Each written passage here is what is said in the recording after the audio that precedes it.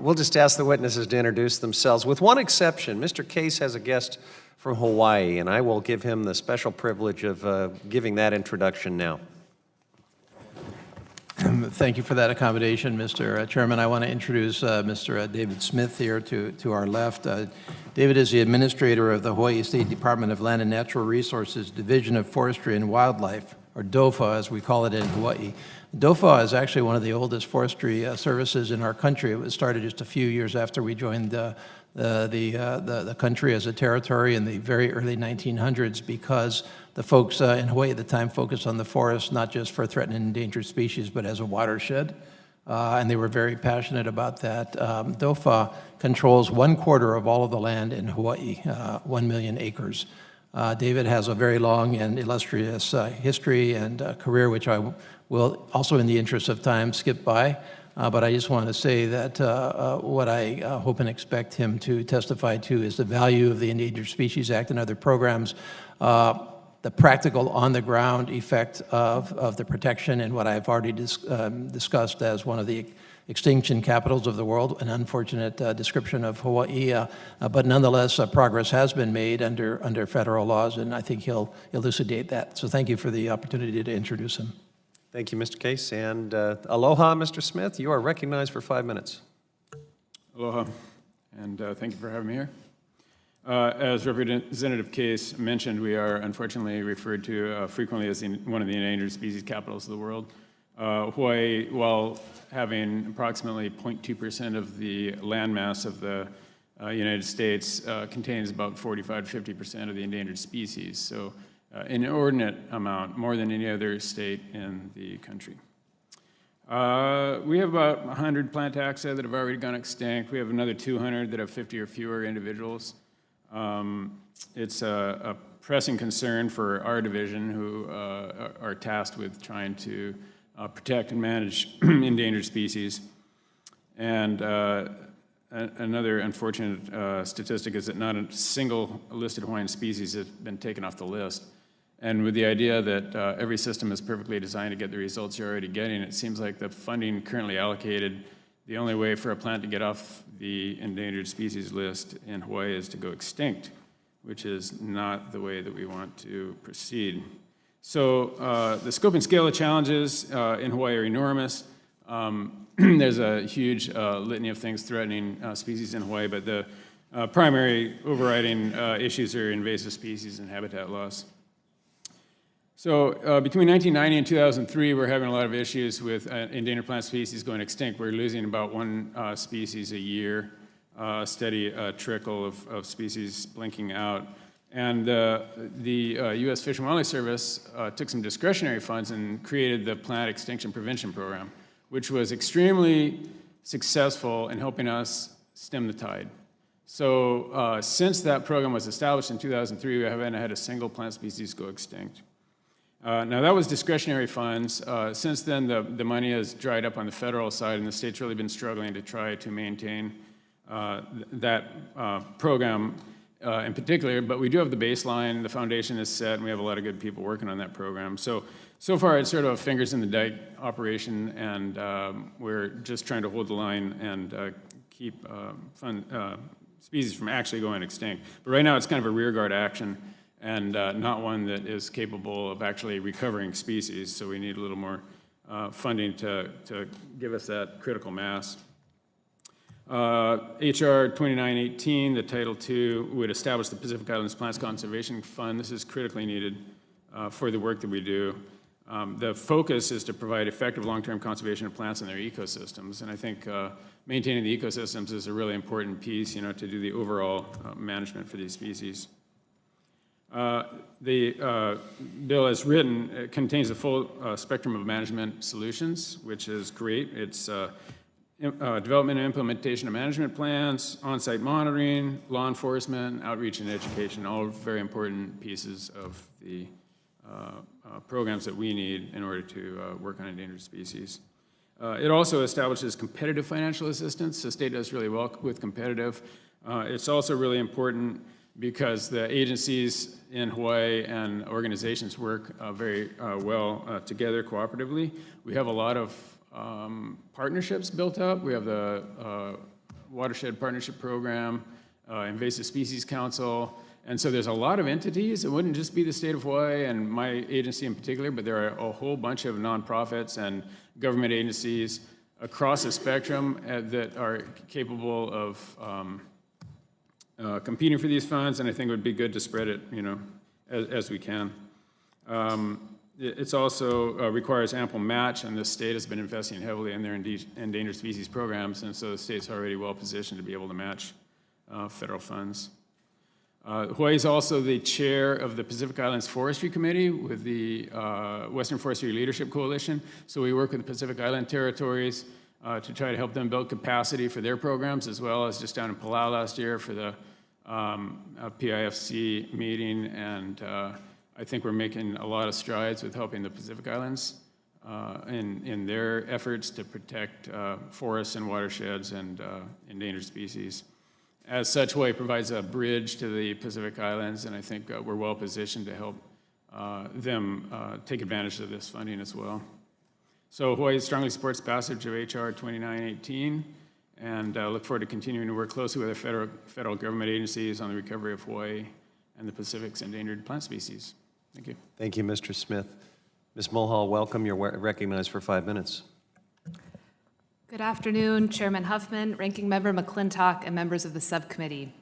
Thank you for inviting me here today to discuss the Paw and Fin Act of 2019 and other important legislation to protect imperiled wildlife.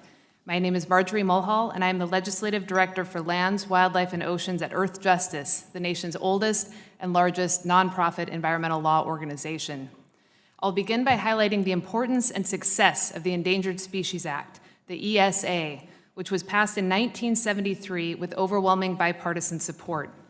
Since its enactment, the ESA has prevented the extinction of 99% of the species under its care.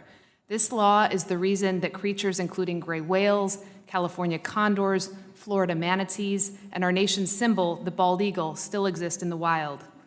The ESA is our nation's best defense against extinction, and unfortunately this law is needed now more than ever.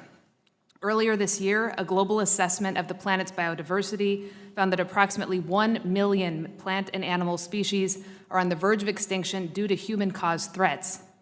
In addition to losing a frightening number of species altogether to extinction, we are also losing large numbers of individuals within populations that are not yet extinct.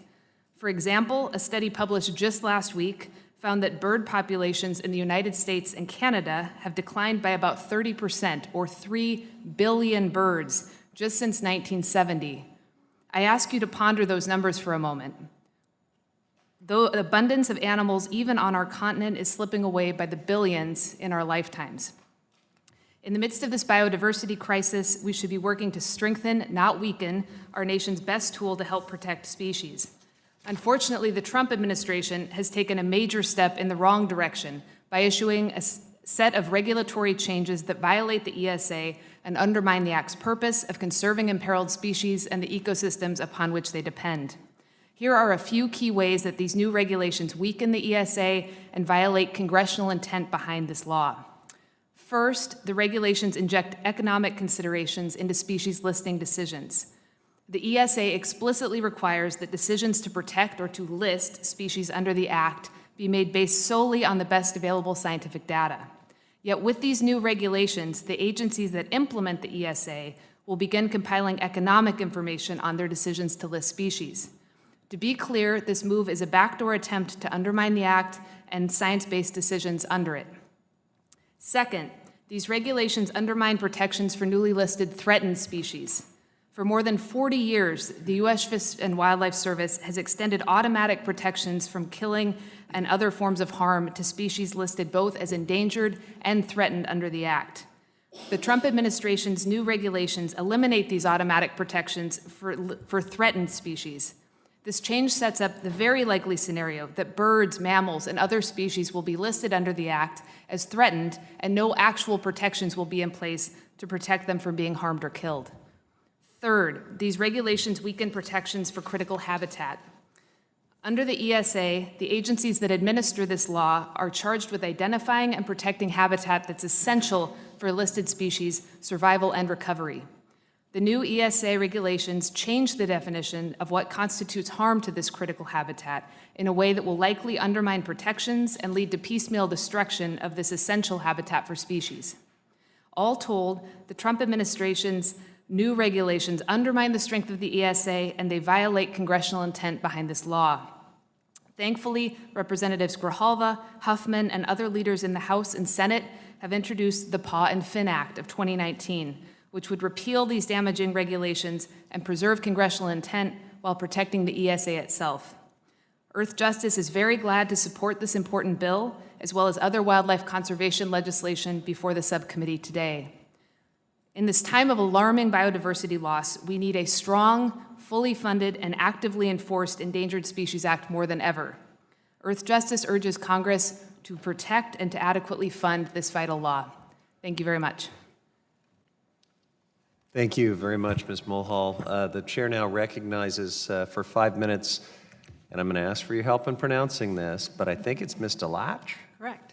Wow, good guess. Chairman Huffman, Ranking Member McClintock, and members of the subcommittee, thank you for the opportunity to present testimony today on this suite of wildlife conservation legislation.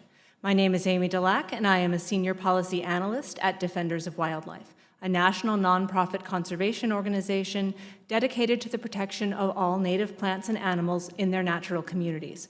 We proudly represent more than 1.8 million members and supporters nationwide. Last week, I marked 22 years working at Defenders, and for the past decade, I have focused on climate change and wildlife. In that capacity, I will testify today primarily about the importance of passing the Safeguarding America's Future and the Environment Act, the SAFE Act. I have also indicated Defenders' positions on other bills under consideration today in my written testimony. There is overwhelming global scientific consensus that we are facing a sixth mass extinction, and that climate change is a significant driver of the biodiversity crisis. Last spring, an intergovernmental body representing 130 member countries, including the US, delivered a stark and alarming scientific consensus. Biodiversity is, quote, declining faster than at any time in human history, and they warned that climate change is accelerating and exacerbating the effects of other threats like habitat loss and overexploitation. The Intergovernmental Panel on Climate Change delivered a similar message in a report on land use and degradation this summer. Yet another IPCC report on ocean effects is expected tomorrow. The U.S. Fourth National Climate Assessment, a congressionally mandated report released by the Trump administration in 2018, also agreed. Quote, ecosystems and the benefits they provide to society are being altered by climate change, and these impacts are projected to continue. Climate change is not a worry for some distant future or a threat only to species found halfway around the world. Climate change is here, it is happening now, and it is already threatening species across the country. Defenders has profiled dozens of plant and animal species that are already experiencing various impacts. A few examples. Higher temperatures are shrinking Hawaiian honeycreeper's high elevation refuge from deadly mosquito-borne avian malaria. Warmer, shorter winters have enabled a profusion of tree-killing pine beetles across the west and an explosion of tick populations in the east. Loss of snow and ice on land and sea is affecting the polar bear, Pacific walrus, snowshoe hare, and bull trout, among others. Stronger storms and worsening droughts are harming desert, aquatic, coastal, and island species. And warmer, more acidic oceans are disrupting marine food webs, causing seabird and marine mammal die-offs, and threatening coral reefs. To avoid the worst of these impacts to biodiversity, we must both mitigate climate change by reducing our emissions and support natural systems to adapt to current and future effects of warming. The SAFE Act would support climate change adaptation for wildlife habitats and human communities. The bill would reinvigorate and codify the National Fish, Wildlife, and Plants Climate Adaptation Strategy, a roadmap for protecting species and habitats from climate impacts, which was developed and implemented over several years, but like many of the previous administration's climate policies, has been allowed to languish. The act would also return scientific expertise to the forefront of climate adaptation for wildlife and improve the federal government's ability to incentivize and assist state, tribal, and local governments as they prepare for and respond to climate change effects. while helping stem the extinction crisis by protecting species from the impacts of a changing climate. The SAFE Act will also benefit people by ensuring that we continue to have the many services that ecosystems provide. The full suite of legislation being considered today is critical for conserving America's fish and wildlife resources. These bills will return us to a better path for species conservation by rescinding damaging ESA regulations, support conservation and recovery of highly imperiled species at home and abroad, build on existing efforts to conserve wetlands and aquatic habitats, support removal of damaging invasive species from California waterways, and protect wildlife on national wildlife refuges from toxic neonicotinoid pesticides. Thank you for the opportunity to testify on the SAFE Act and these bills, and thank you for the subcommittee's important ongoing work. Thank you, Ms. Delac. Mr. Seychelles, welcome. You're recognized for 5 minutes. Thank you for the opportunity to testify. My name is Brian Seychelles. I am Executive Director of the Southwestern Communities Coalition, a recently formed organization based in Arizona. The coalition's mission is to promote thriving communities, a strong economy, sustainable growth, sound stewardship and use of natural resources, and protection of property rights. Conservation of endangered, threatened, and at-risk species, which I'll refer to hereafter as endangered species, is a very worthy goal, but it has become increasingly contentious, especially when it involves the Endangered Species Act. So the purpose of my testimony is to take a step back, away from the political fray, and to look at the more fundamental issue of how we as a society can more effectively conserve endangered species. The most important fact to understand is private landowners are the linchpin to endangered species conservation in America because they harbor the most species and habitat. Indeed, 78% of endangered species depend on private land for some or all of their habitat, compared to 50% for federal land. Working landowners, ranchers, farmers, and woodland owners are the most important private landowners because they own almost 1.4 billion acres, or 58% of the U.S. land surface area, live on the land 24/7, 365 days a year, are professional, can-do natural resource managers, and are deeply attached to the land and committed to its conservation.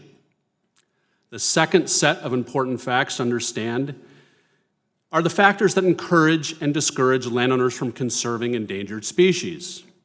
Fortunately, we have a large body of evidence from scholarly surveys of landowners in 19 states.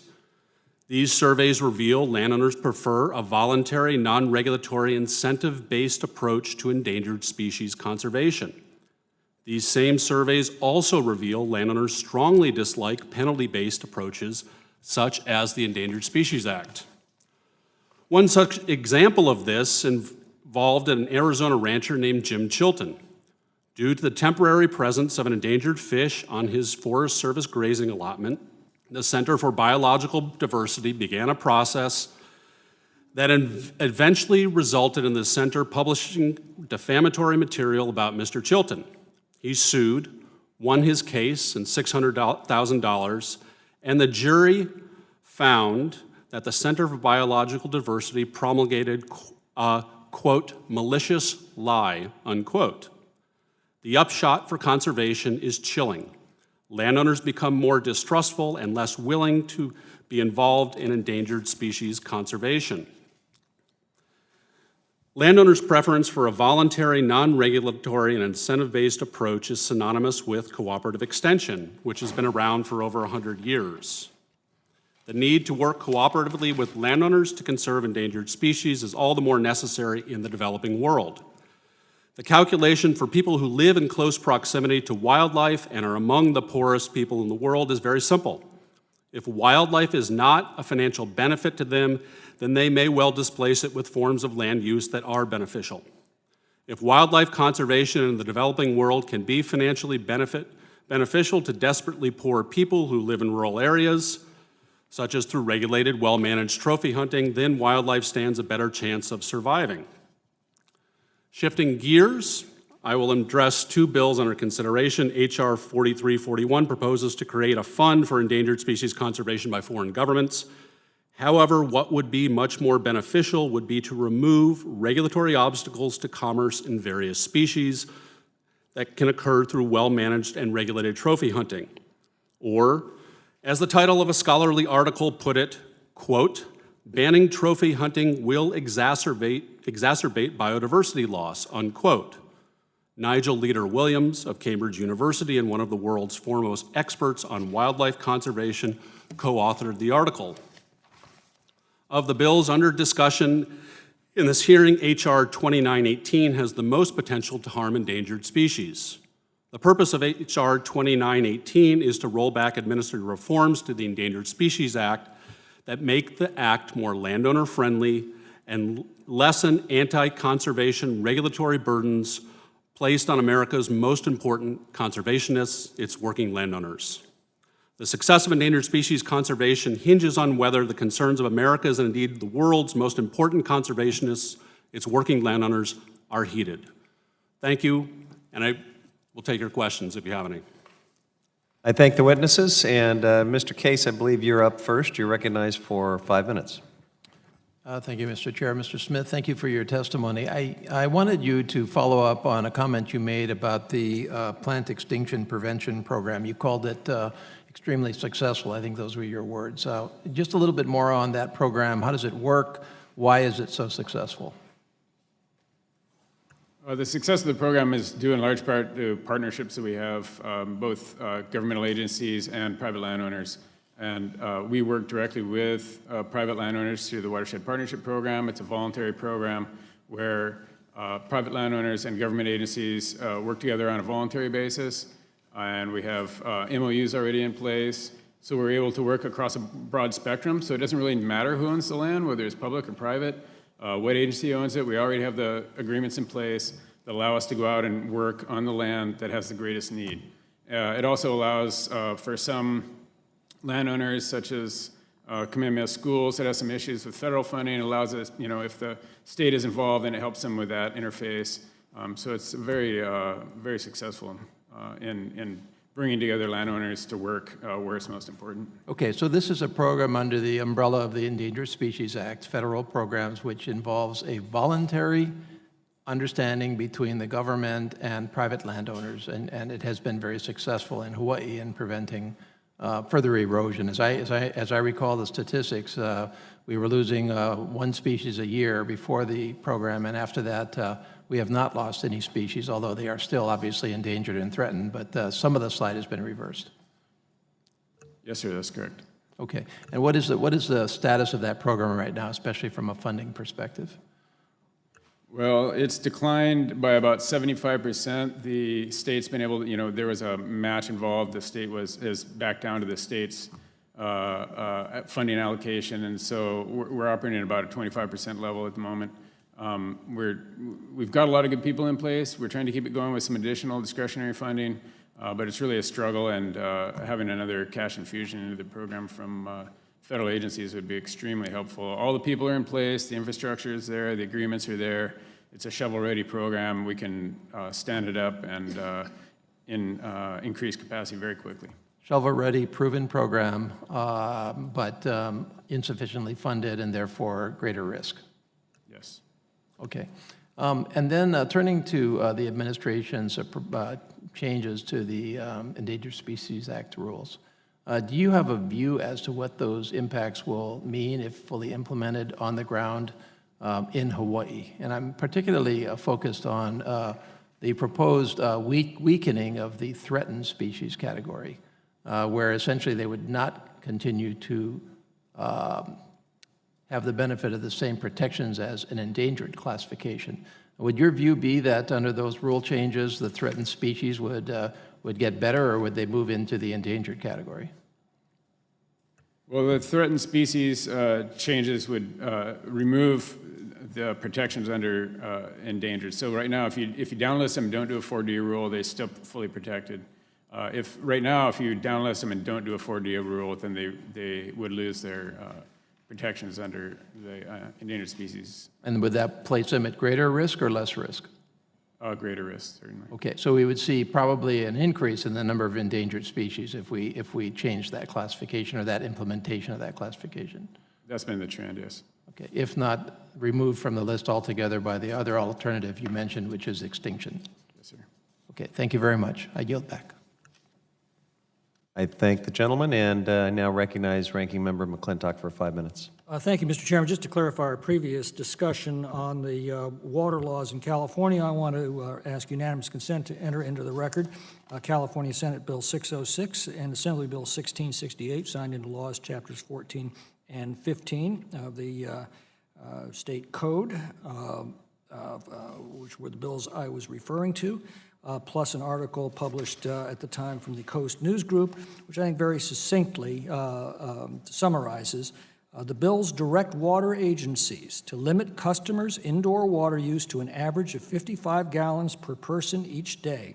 The goal is reduced to 52.5 gallons by 2025 and 50 gallons by 2030. Outdoor water use goals will also be established. This is what these policies have done. Mr. McClintock, there's no objection. Let's go ahead and get that into the record. We don't need an extended colloquy. If you want to describe them as goals at the district level, that's fine. That's not how you described them Mr. Chairman, you just earlier. lectured us on being very careful of what we say. And entering that in the record is the best Being very careful way, of what we so we can say. actually read them. Because you don't want to hear what your policies are doing to the people of our state. Mr. McClintock, each time you misrepresent these as individual mandates on Californians, we will correct you. But let's get it in the record so people can read it I thought I made it quite clear themselves. that this directs the water agencies to It's in the record. We're enforce going to move on. these laws. We're going to move on. I'm sure. This is your time now. We I'd probably like should to have been running reclaim- the clock all I'd like along. to but- reclaim my time, thank you. Mr. Smith, your testimony, more than 100 plant taxa have already gone extinct and over 200 plant species have 50 or fewer individuals remaining in the wild.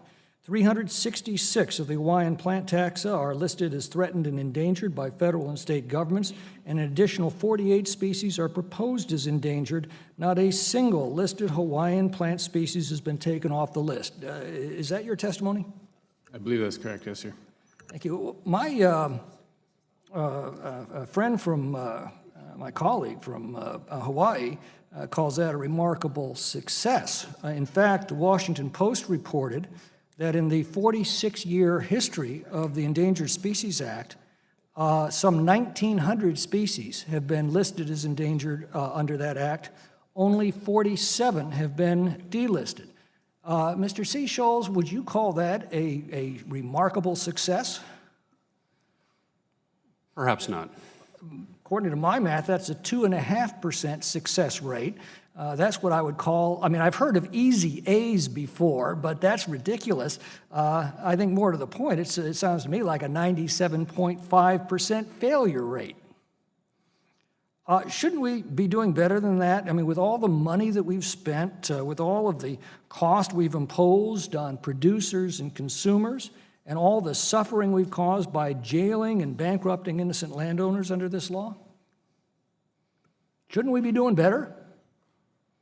I think we can do a lot better. As my testimony stressed, I think the locus of endangered species conservation has to be the landowners. It's the people who are the most important. They are on the ground. And the way I think about this is focus on them and then radiate out.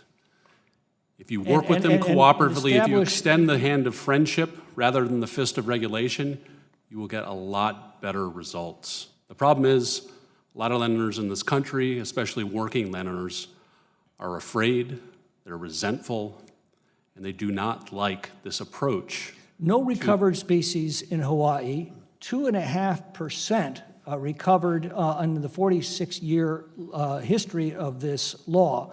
Enormous expense. How can we fashion a law that would actually work in harmony with human nature and produce better results? It's hard to imagine a law that could produce much worse results.